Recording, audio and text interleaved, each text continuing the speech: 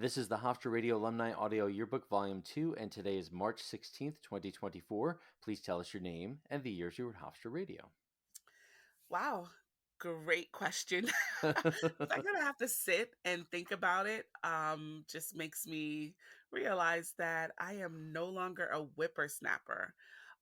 So my name now is Bristol, and I was at Hofstra nine, 1998 to about 2001, and my radio name was Red Hot. Okay.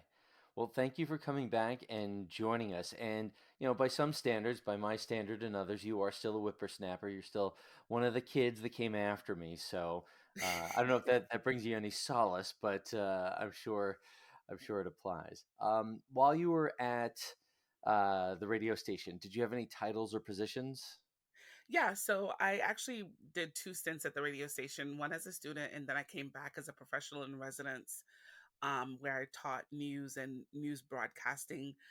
When I was at the radio station, I did several stints on the e-board. So I started off as public relations, Mm-hmm. and then I did music directing, I believe, and I always stayed on the e-board in some capacity, morning show producer.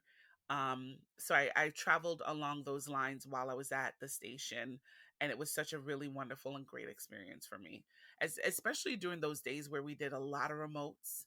So it's so awesome to be really in the field with Basha. I need to call Basha. We need to get Basha on the line. Have you spoken to Basha? I did. It was very hard to get her to sit down for an interview. She kept saying, "Well, I don't have anything to share. I don't have anything to say." And I Oh my thought, god. if She's there's like a anyone, vault. yeah, She's yeah, a vault. So yeah. Basha was such an incredible, amazing she is an incredible, amazing woman. She taught us how to do remotes. She's a pillar of the community in Long Island. And, being a community marketing person, I don't even remember what the title was at the time because we've changed it so many times. She really taught me how to get into the community, host a live event, talk to the people in the community, and really be a broadcaster live for live events. So, yeah, it was wonderful. Hmm. Well, maybe if we both work on her, we can get her to do another interview or talk more. But she definitely tries to downplay her importance to the station. But we all know that she's a superstar and so important. So, Absolutely. thanks for sharing that little bit. Let's talk about some of the positions that you held. I want to go backwards in my mind. So you did. You said you worked on the morning show a little bit. What drew you to the morning show? I attended Hofstra at a time where radio was so instrumental to broadcasting. Hmm. And I really wanted to be Wendy Williams, Steve Harvey, you know, waking up every day and having a set time where you listen to the radio. Drive time going to work was very, very crucial and very important. Hmm. So being just like my idols was important to me. So the morning show was a no-brainer. And, it was such a big thing to be on a morning show. You knew that was going to be the passport to your journalistic career. Um, Talking to people, interviewing people, being able to have rapport, showing your personality, you had to be on the morning show. Hmm.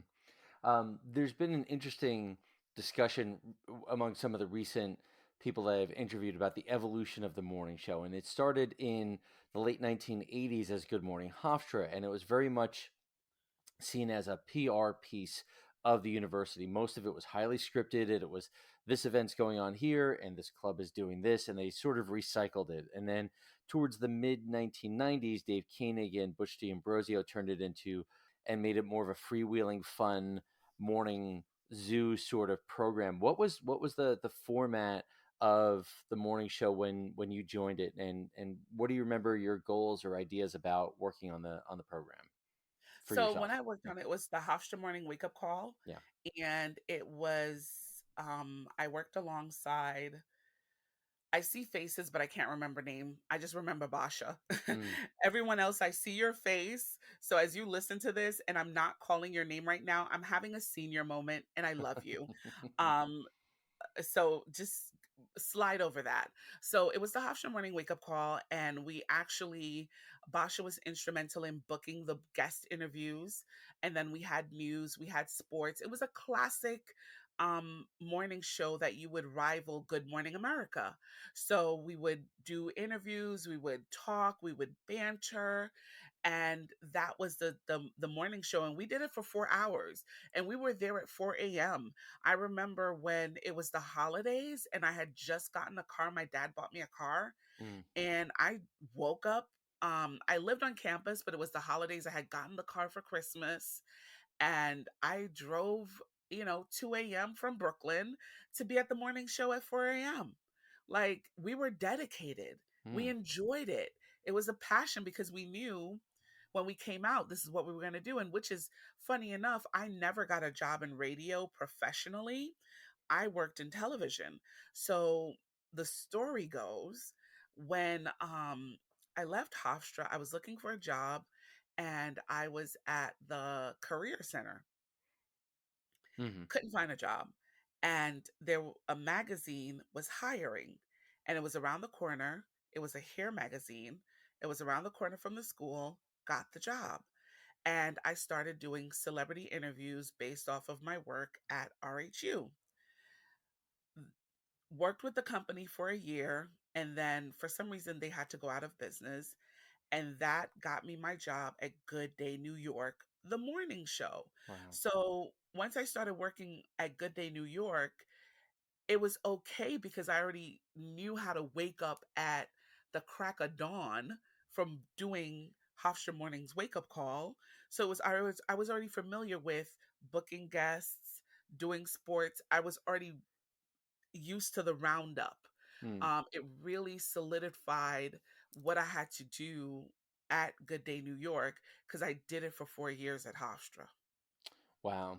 Wow. So were there a lot of people that worked on the morning show with you? I know you said you couldn't remember names, but was it sometimes there's only four or It five was a or six ton. people, We or had was a it like crew. a dozen? Yeah. We had a crew. Okay, so I'm Mike DiPetrillo, Mm, um, Basha. It was a sports person, a news person. So me, co-host, sports, news, producer, Basha. So like about 7, 8 people. wow. Wow. That's a big crew, and everybody gets used to each other, and you start working together as a team. That must have been a lot of fun. Yeah, I'm gonna tell you something. Mm, We had the best. My generation, like from 98 to 2000, we had the best students at RHU, period. Fight me later, mm. but we were the best. Andrew Gladden came from my crew. Mike DiPetrillo came from my crew. Um, so many people came from my crew. That's We were the best. that's Daniel DeLillo. hmm Yeah, we were the best. that's a lot of good names. I'm next time there's a reunion, a big event, we'll square off into groups and we'll have a debate about. I was gonna say we'll have a fight, but we'll have a debate Sean. about which Okay, so era. I think, yeah, Sean Novat, my Yep, group. yep. Yeah. Okay. Well, let's David Plotkin. Yeah, we'll we'll my group. we'll throw down. But you've got some good names on your side there. You mentioned earlier one other position. Was it PR director? I'm sorry, or personnel director? Um, I believe I did music for a little bit. Oh, right. Sorry, I skipped over music director. Yeah. So what were your responsibilities for that, and why did you want to go for that job? I love music and I still do today. Yeah. Just clearing music, um, making sure the music was aligned to the station, making sure that new artists were being heard at the station. So it was a no-brainer for me. Hmm. I seem to recall our previous conversation. You talked a lot about doing interviews with bands and going out to events. Was that part of your job as music producer? Or is that more relate to the shows that you worked on? Both. Hmm. So you're making contacts with record companies and saying, "Oh, this person's got a record coming out. We want to, be part of this," or and you're working with them in that way, or were marketers reaching out to you and saying, "We want the station to, feature this artist." So it's again, it's both. So like when when you're at the station, people are sending you stuff. Even to today, Mm, you go to the station and stuff is just being sent, right? When you go into the music department, where we're still getting emails and posters and all that stuff, and you call them, you build relationships. And honestly, those relationships carried me through my career. Because at the end of the day, they are people. mm, Yvette No Shore, who is still today's Beyonce's publicist, right? I definitely cannot get her on the phone. mm, Um, but she got me an interview at the Hair magazine with Beyonce because Destiny's Child was, coming out, and we had an interview with them, years ago when, so it's the plight of music is the same formula. yeah. They try to get them everywhere, and then once they blow up, they're selective on who they talk to. So in the beginning, when they were a new artist, you can grab them for every radio show, right? So it's the same formula. So they're reaching out to you, you're reaching out to them, and then you just build this relationship, and the relationship can carry the career. So what was wonderful was I took those relationships to the Hair magazine, Mm, to Good Day New York, because it's the same. It's just the relationship just never dies. mm. That's very cool. That's very interesting stuff. I'm sure we'll dive back into that. But before I let it go, I feel like it should be worthwhile for another conversation. But I'm going to at least ask here. You mentioned coming back to the station as a professional in residence. Do you mind Yeah. talking a little bit about how that happened? Yeah. So I traveled the world. I was living in London. I was going to school in London. I was just doing so many different things. Well, prior to that, I lived in Atlanta, then I came back to New York, and then I was volunteering. I was a community volunteer at the radio station. Mm, And then I started to go to London, and I came back, and then we had the pandemic, and I was doing some event, and Bruce and John came to me, and they were like, "Hey, we're opening up this position. We think, you might be a good fit for it. Would you like to talk about it?" And it was for the professional in residence in news. mm, And I said, "Sure." Interviewed, and it was a good fit. And I did the position. It was very bumpy. Um, you know, the newer students are um they're not used to having leadership that doesn't look like them. mm, So it was very rocky. So I don't want to ever sugarcoat anything. I want to be very transparent. I had a great time with my peers. John, amazing man to work with. Andrew Gladding, amazing person to work with. Um, Bruce is my mentor, and I miss him every single day. I cannot tell you a day that I don't think about Bruce. mm, There's not one day in my life I don't think about Bruce. Peter, amazing man to work with. But students can be up and down. I've actually had some really great relationships come out of the students.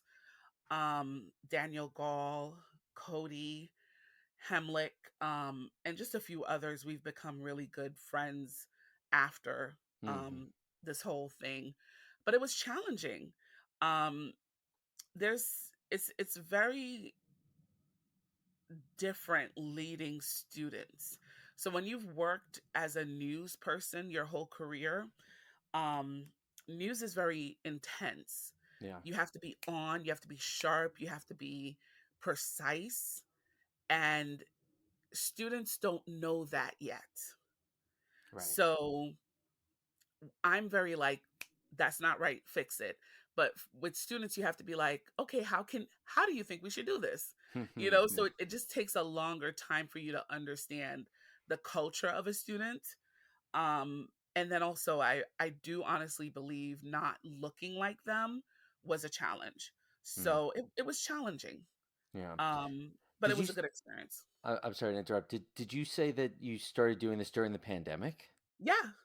Well, that's another wrinkle in the equation there. It was tough for everybody, and I imagine you were doing a lot of stuff remotely. Was that right, or were you? We did, and then we got back into it, but I there's a difference how they speak to me versus my colleagues, and it's Uh-huh. very clear.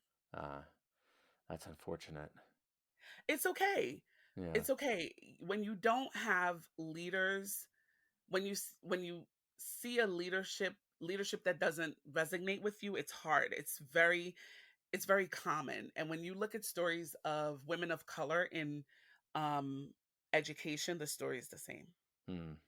And Yeah. it's okay. Like once you start to get like students are just not used to that, it's okay. And like I said, it was challenging, but my co-partners, my co-laborers were so amazing. And I was so honored to work with Bruce. I was so honored to work with John and Peter and Andy. They were the most incredible human beings on the face of this earth. Hmm.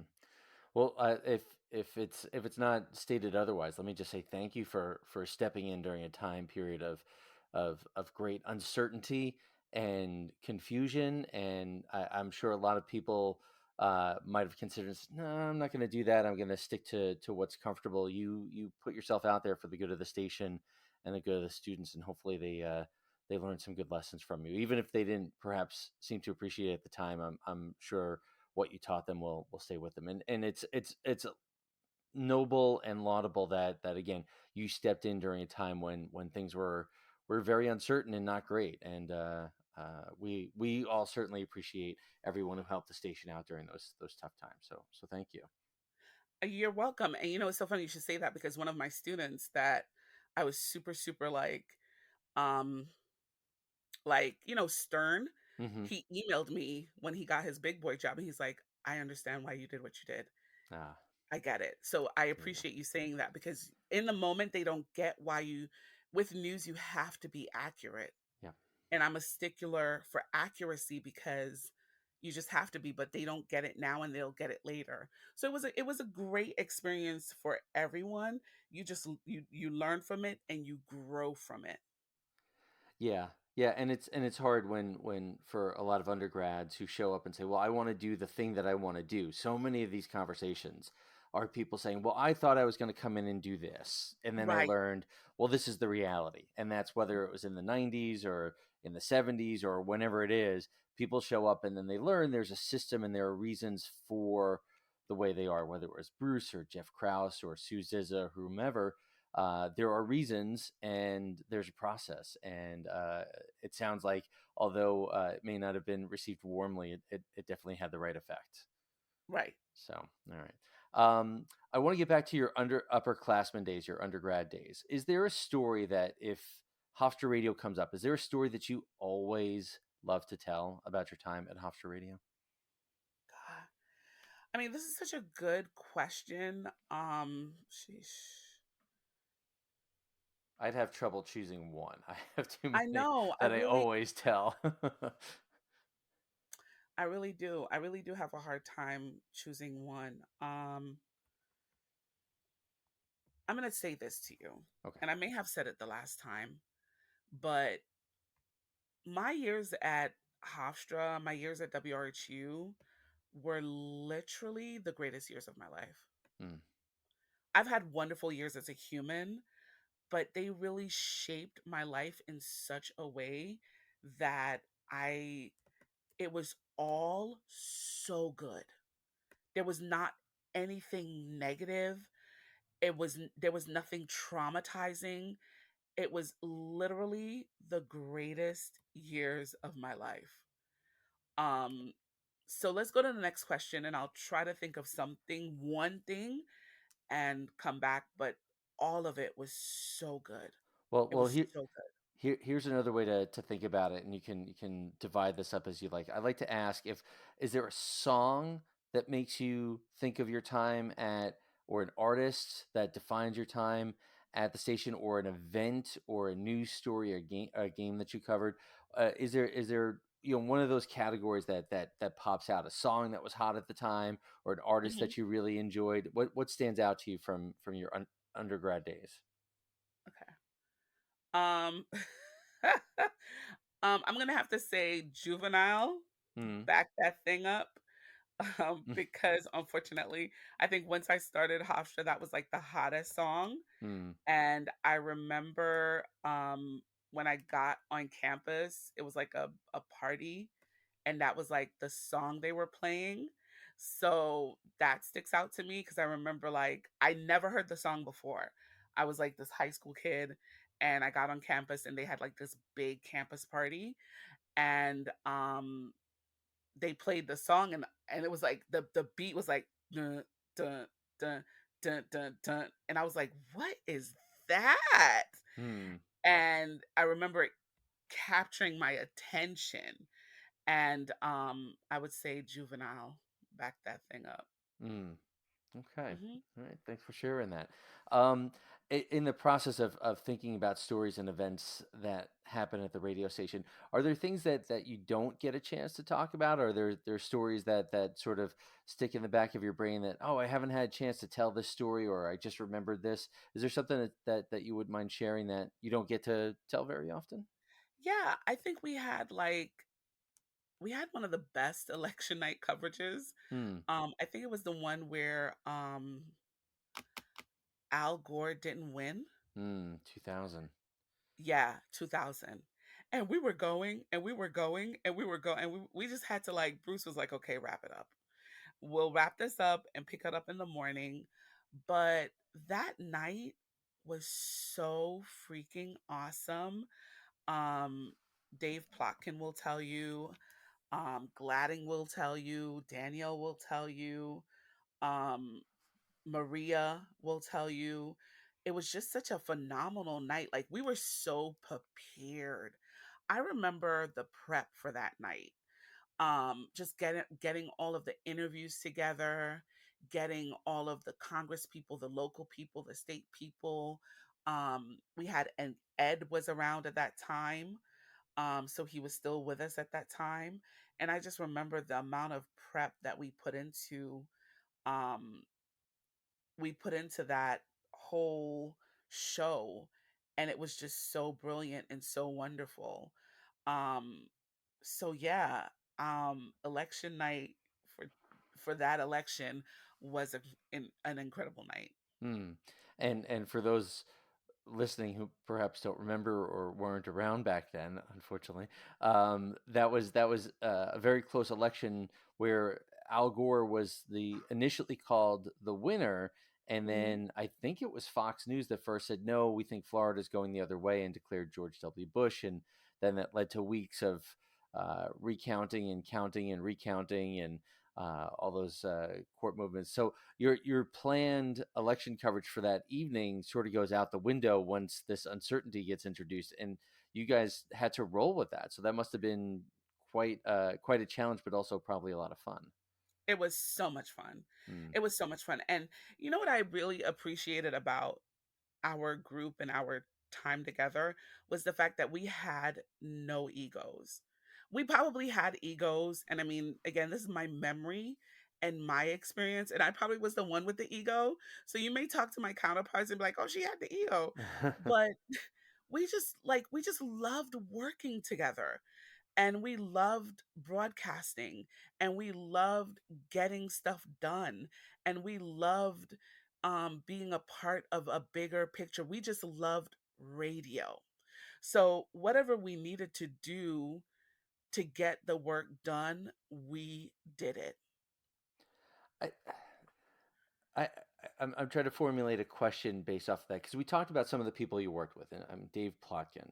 That's a human being who loves radio. Andy Gladding loves radio. Danielle DeLillo, and I guess a few people that came a little bit before you, Sean Novat, Heather Cohen. These are people who love the medium of radio Uh-huh. and put so much time and effort into it. And you talk about the way you guys work together and putting the egos aside. I guess my question is that coming from the students who love radio and love the experience? Is that coming from Bruce? Is that coming from the collective idea from Basha and the whole community? Where is that coming from, that love and that cooperation and that spirit? I would have to say it's honestly coming from, it was synergy, right? Mm, I believe like it was right place, right time. We genuinely love radio, and we were in the right place at the right time where we had leadership that loved radio, and it was just a perfect synergy. Um the universe putting us all together at the right place at the right time. And that's where the station struggles now. We have, as of now, 2024, we have a group of people that don't know radio the way we knew radio. yeah. They know social media, they know influencers, but they don't know broadcasters. Like the day I decided to go into, the reason why I wanted to get into broadcasting was because I had a love for Christiana Amanpour. I saw her in Iraq and Kuwait, Mm, and I was like, I want to go there and tell stories. And any one of us, Sean, Maria, um, any one of us, even Casey Miles, my very good friend Casey Miles, we can tell you broadcasters by name. mm-hmm. This generation can't. Now this is not shade, this is not shame. It's just they know different people. So we just really had a time in life where it was just the perfect synergy. Yeah. Yeah. Yeah, there's so many people I've spoken to who said, "Well, I listened to Dan Ingram growing up, or I listened to Z100, Mhm. or I listened to Hot 97, and or I listened to this sport broadcast sportscaster," and you had names and ideas that influence. And certainly there were plenty of people who walked in as a blank slate and just said, "What's this? It looks like fun." But so many of us came in with experiences listening to particular radio stations, and I think we talked about this a little bit last time, and it's different now. And I don't know if it's just different since the pandemic or if it started a little bit earlier. But the idea of radio as a medium unto itself doesn't seem to exist anymore. It's now radio and social media and other things. And you've worked in professional broadcasting for a long time and have a lot of experience in the commercial world. Do you see that as being um, I hate putting it in an either or thing, but is that a detriment to the industry, or is that an opportunity for things that perhaps we didn't have when we were undergrads?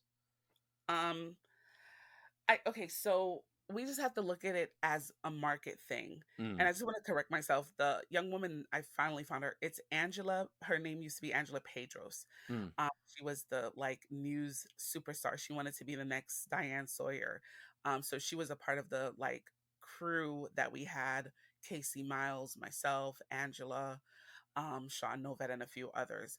Um, Radio in America is not the same as radio overseas. mm, Overseas, radio is everything, right? Radio is big in Latin America. Radio is huge in Africa. Radio is huge in Europe. In America, radio is not the same. Radio has turned into podcasting. Radio has turned into multimedia. mm, So from an American standpoint, yes, radio needs to be radio and radio and podcast, radio and a camera, radio and something else, radio and social media. That's just the way our market has morphed itself. mm, But if we were in Africa, they still listen to straight up radio. mm, The market hasn't changed. And there's a growing population in Australia and other marketplaces where it's strictly radio. And people still listen to their radio stars, their radio personalities. So the market is what is different for us here. yeah. Yeah, I mean, I got out of commercial radio way back in 2006, and even back then, I could see that there were different uh, trends and things that Mhm. I didn't necessarily want to be part of. I liked radio, I liked the medium itself, and I didn't want to do the end stuff. And there's a lot of reasons why I got out of it, but that was certainly one of those things. Thank you for answering that question. I realize it's not something we talked about beforehand, but It's fun. You seem to be good at thinking on your feet, so I appreciate you taking a swing at Yeah. that question. Um, During your time at Hofstra Radio, were there ever times that you thought, no, this isn't working out for me, I want to do something else, or I want to pursue a different opportunity that's not the radio station? Never. I only did radio. I mean, I wanted to be a Delta, but it's a sorority. Hmm. Deltas were not on campus, and then they came my last semester, and I was like, nope, not even gonna jeopardize my thing at the radio station to join a sorority. Like when I tell you everything was so perfect for me at the radio station, there was no other option. Hmm. That's amazing. Um, I'm going to put you on the spot again. If I had to ask you to name a biggest accomplishment or proudest moment or proudest program that you worked on, do you think you have one thing or a couple things that you wouldn't mind sharing? Your biggest accomplishment or Yeah. proudest moment? I would say my proudest moment was having our hip hop show go from 2 hours to like 6 hours. Wow, That would be my biggest accomplishment. that's a lot of programming. That is a lot of programming. How did you pull that off? Just writing proposals and showing how hip hop had grown. When I started working on the show, the basement, you know, hip hop was really on the cusp of being something amazing. And I just showed that it was growing and we needed something for people to listen to on their way home from the club. And they took it. I had really great partnerships. DJ Delaware, DJ Snake. I really need to find those guys. Hmm. um and they really helped. The show wouldn't be the show without them. That's number one. I was just a talking mouthpiece. But DJ Delaware, DJ Snake were incredible because DJ Delaware was really good with um top 40 pop culture, and then DJ Snake gave the underground stuff, the hip hop, the underground hip hop. So having those two different personalities and two different music genres allowed us to really capture a really strong hold of the hip hop market. And with that, we just grew so much. We had so many great, talented rappers and artists come on the show live in studio. And it would not have happened without their support and their help and their Wow. dedication, and them coming to the studio at midnight and leaving at 6 a.m. Like it would never have happened without them. Okay, so a couple of questions. So the show goes from it's on It two was. hours straight to 6 hours straight in one night. Yeah. Yep. Wow. It was. Yep. Was that a I Saturday think it night still show? does, but now I think now half of it is like um pre-programmed. I don't know what they do, but yeah, Yeah. it's Saturday night. Wow. And these guys were spinning at the same time or going back and forth. How did that work? So one did like the first 3 hours, and the other one did. I did an hour, my Hmm. own, and then they did the 2 and 2 hours. Okay. Mhm. Wow. That must have been a lot of fun. It was incredibly fun. It was incredibly fun. We were young. We were like 18, 17, 19. Like you already staying up late. Right. Like, and we're playing hip hop. Come on. And you're gonna get some rapper from Long Island to come in. Like, oh my God, I'm so glad you said this.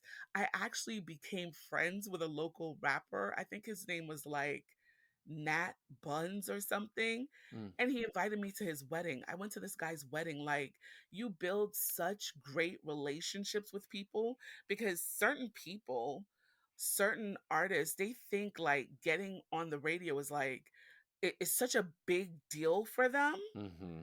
that they're just so grateful. And you're like, dude, it's Hofstra, but he was a local rapper, and Yeah. all his friends heard him. So he thought it was the greatest thing ever. And we, became friends. And next thing I knew, I was at the wedding eating cake, like, Wow. and funny enough, that, not that relationship, but my relationships overall, um, while I was a professional in residence, someone called me out of the blue and, gave me, partnered with us, and we gave out tickets to the Ashanti show in 2023. So these relationships never really die.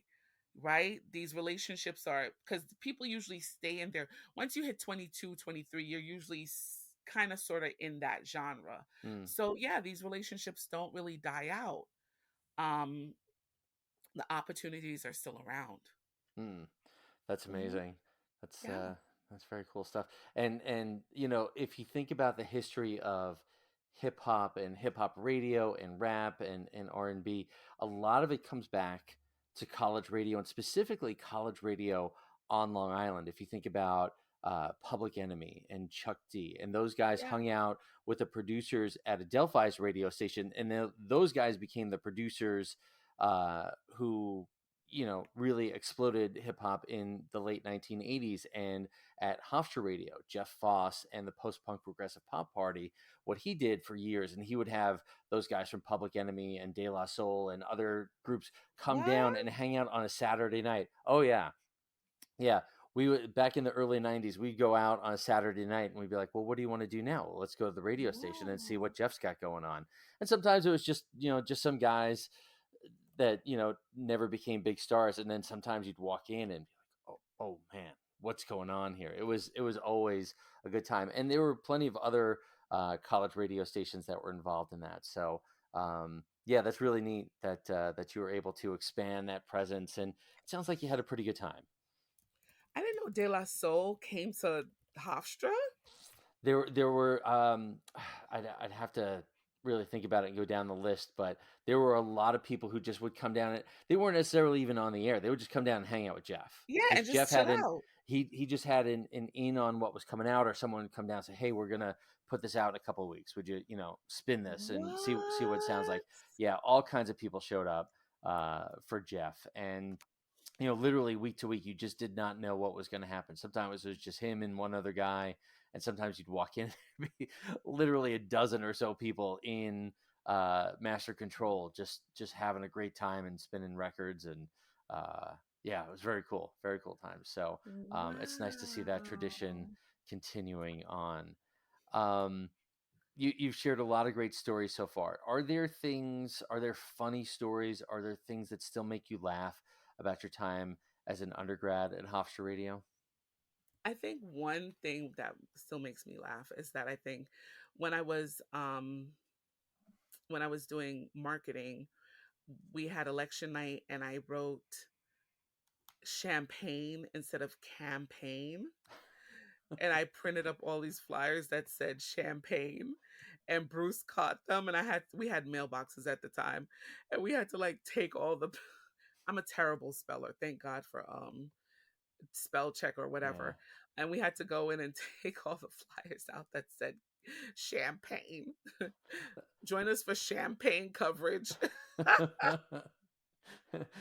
That's So a yeah, different program, but that could this be fun as well. Oh, that's that funny. could be really fun as well. So That's yeah, funny. that's the only thing that stands out. And if I remember Bruce, I'm sure he didn't let you forget that. I'm sure he would call that back every once in a while. Yeah. Yeah, Yeah. he did. Um, since we're talking about Bruce, and you mentioned how important he was to you and still is to you. Are there any stories about working with Bruce when you were an undergraduate that you wouldn't mind sharing, just to get a sense of the man or the relationship, or ways that he might have helped you during that time period? Yeah. Um, During the time period that I was at Hofstra, like Bruce was always the person that you would go to if you wanted to do big picture thinking. He At the time we were switching out general managers, so we were going from Michelle Lisi Mm-hmm. to um another manager, There's Joel and Meyer, I think. Joel Meyer. And Yeah. Joel was really great. I think Joel was really perfect. I think the Joel Bruce combination worked exceptionally well. Um, and Joel was just a great overall person. And I do have to say, I know I brag a lot, but I really do believe that I just was so fortunate to just get into Hofstra at a time where leadership was just working for us, right? Mm. I can't speak for everyone. I know everyone has received different um, management, different leadership, but I just really got in at a good time. Um, Joel was just always like a quiet storm, and he is just so, now that I look back at it and I'm older, he has enormous emotional intelligence. Mm. Joel never lost his temper. Bruce popped off. Mm-hmm. Mm-hmm. Bruce was at his pop off time, yeah. And then when I came back as a professional in residence, he had gotten all of his popping off gone. He got to his emotional intelligence state, Mm-hmm. which he talked to me about, and I really appreciate that about Bruce. In his latter days, he really opened up about how he got to really work through managing and controlling his temper, and how he worked on himself. And I think that's the most admirable thing about Bruce is his transparency. Bruce will never hold back that he messed up, that he didn't get it right the first time, but he's going to get it right the second, third, or fourth time. Mm. So while I was at Hofstra, my personal experience with him was awesome. Yeah. Other people, maybe not, you know? Um, he really guided me on how to think of my career. He guided me on to think big picture. Don't, because I was always, I just want to, I just want to be on air. I just want to be on air. And because he was a weather person, Mm-hmm. and he said to me, he's like, look, Sarah, I remember the conversation. You know, I would love to be on Good Morning America, but I'm at News 12. And a lot of times life doesn't give you what you want. What will be your other option? And I really think that stuck with me. And it's not that you can't do it. It was never you can't do it, Mm. but be open to all the opportunities that do come your way. And I had sent my tape out, which I thought was a good tape, and other people listened to it. I sent my tape out to about 50 radio stations. Like, I remember, coming home and buying the envelopes and Mm-hmm. printing the labels Mm. and all this other stuff. And I landed in TV. I never got anything in radio, but I got everything in television. My whole career has been in TV. And that's just the path that has been laid out for me. Zero regrets, right? I mean, Mm. I have had stories after stories. Like, I worked in news television, and then I moved to Georgia, and I was in this very small town in Georgia. And I met this pastor, had lunch with her, and I was like, yeah, I used to work in television. Next thing I know, I got a call from a private TV company. Like, I've always had these like serendipity Mm. things happen for me. So I know I'm on the right path for me. But when he said that, I understood, it's, you just never know where life is going to lead you. So that was my experience of Bruce in my Hofstra years. And as a professional in residence, I got to see him as a processed adult, Mm-hmm. right? Where Mm-hmm. he went through therapy, he became a better leader. He even got his life coaching degree. He became a Reiki master, and he really honed himself, and he kept himself accountable. He was like, I wasn't perfect, but I'll hold myself accountable. Mm-hmm. Yeah, when Bruce came on board at Hofstra in 1994, while I was in my senior year, he and I agreed on a number of things, and there were an awful lot of things more that we did not agree on. And he was trying to shape his vision um, for the station. And I remember he always said, "I want to push WRHU into the future while honoring its past." And I think he did, as like you said before, big picture. I think he did honor that, and in so many ways. And this project is an outgrowth of that as well. But I think there were a lot of times where he was pushing us as professionals would be pushed Yes. in those days, and we were not used to that. And there were a lot of people who did not appreciate that. But I think it's interesting too that when you talked about your time as professional in residence, that you pushed students as someone who was experienced working in commercial broadcasting, and you pushed them hard and said, this is what is required of you. And I think Bruce did the same thing to my group and to your group, and pushed them, and perhaps over time he learned to do it in a slightly different way. But I think that expectation, I think what you got out of your time as an undergrad, if I can make this connection, I think that's what you brought during your time as professional residents, and say, this is what you need to do to, you know, succeed in the business. And I think people figure that out later on. They go, oh, okay, that's what I needed. I didn't know it at the time, but that's what I needed. Does that sound fair?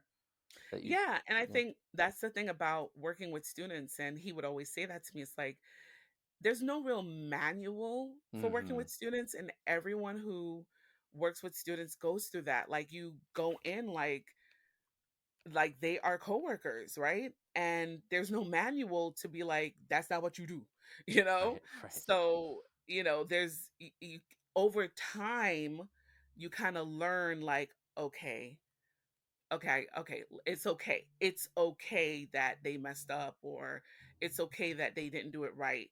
It's just something that you genuinely learn over time. But out the gate, you want to be good for your boss, you want to be good for Yeah. society. And it's just something that you unfortunately learn on the job yourself. Yeah. Yeah. That is definitely part of the process. That Thank you for sharing all that. That's great stuff. Is there something that you miss the most about your time at Hofstra Radio? I miss my friends. Yeah. I miss seeing them daily. I miss seeing Casey every day. I miss seeing Angela every day. Um, I just miss my friends because I miss seeing Andy every day. Um, yeah, I miss my friends. We had a good time together. We would eat together. We would just do so much together. That's it. I just miss my friends. Even Sean. I miss my friends. Yeah. Um, if you could time travel for 60 seconds and go see yourself at 18 or 19 years old, is there a piece of advice that you would give? Take more pictures, Hmm. take more videos, um, pause and suck it all in. Because once you go through this moment, you cannot get it back. Hmm. That's good advice. I think that's for anyone at any time. I think that's good advice. Um, Mhm. I'm going to double back a little bit. I asked you before if there was a story that in your mind that you always tell about your time at Hofstra Radio. Is there one thing or one event that really stands out? Okay, so one event that stands out is I had an interview with a dance hall artist, and the interview was getting a little bit, um, fun. And Sean Novat, it was in the evening, it was in the nighttime too. I think it was like 11 p.m. or something. And so the artist, he's actually still around, Baby Sham, and it was for my reggae show. And Sean Novat was listening, and I'm like, okay, this is weird. So on Monday, I get a call in the office from Bruce, and Sean had called him and told him that I had an inappropriate conversation Oh. with a reggae artist. And yeah, I got in trouble. But what was funny was like, why are you listening to it was so random, like, but Sean was like that. Like Sean just listened to the station randomly. And yeah, but it was hilarious, but he was a really big reggae artist. So um that's my story I always tell. I Oh, really do always tell because he's a huge reggae artist. wow. But yeah. Mhm. That must have been good radio. It was excellent radio. I I wish bet. I had the tape. It was Oh, excellent radio. no, that's fun. We've talked a little bit about this in our conversation, but I want to ask it more specifically. I think you've already answered this, but I'll ask again. Are there lessons or skills or things that you took from Hofstra Radio that served you well in your professional and adult life? Yeah. Number one, booking a guest. I can book a guest for anything, And booking a guest doesn't just mean celebrities, it's also interviews, booking appointments. I work in sales now, so booking an appointment, I use the same skill set. So booking, I can book anything, anywhere. Also taught my students. Daniel Gall, brilliant young man, brilliant young man. He's working with a gubernatorial candidate, and he can book anything under the sun. So once you learn the skill of booking and talking to people, you can do it anytime, anywhere. Also, being able to work in different groups, pitching ideas. I learned that at Hofstra. So that was also something I learned there. And as well as really big picture thinking and thinking outside of the box. Hmm. Um, they call it the growth mindset. I learned that there, which is surprising because when I went back as a professional resident, I was surprised at how the students, many of the students this generation, I didn't really see a growth mindset. I saw a lot of students really like, if it's one way, it's one way. And I'm like, we could try this, we could try that. But when I went there, we were like, let's try everything, you know? Hmm. We had very much of a growth mindset. So I would say that's what I took with me. Hmm.